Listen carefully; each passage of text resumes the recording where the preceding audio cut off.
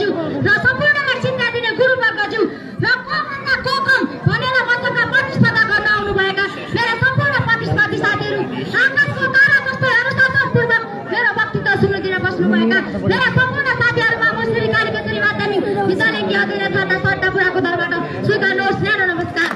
आज उहाँहरूको वक्तव्य मलाई शीर्षक रहेको छ जलवायु परिवर्तनको तर्फबाट हाम्रो भूमिका। यो वक्तव्य मलाई आयोजित गर्ने आयोजकप्रति मेरो तर्फबाट फुलका गुच्छा अर्पण गर्न चाहन्छु। सर्वप्रथम के राख्न चाहन्छु भने जलवायु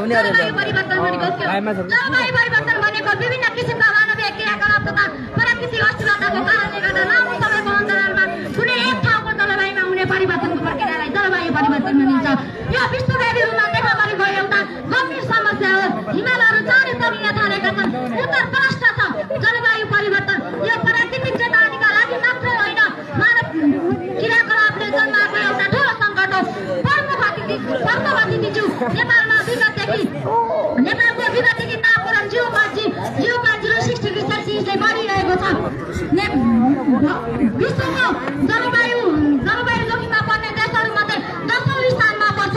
जो किन कारण प्रष्ट छ हिमाल तलका तराई क्षेत्रमा जलवायु परिवर्तनले प्रत्यक्ष असर र प्रभाव पारेको छ।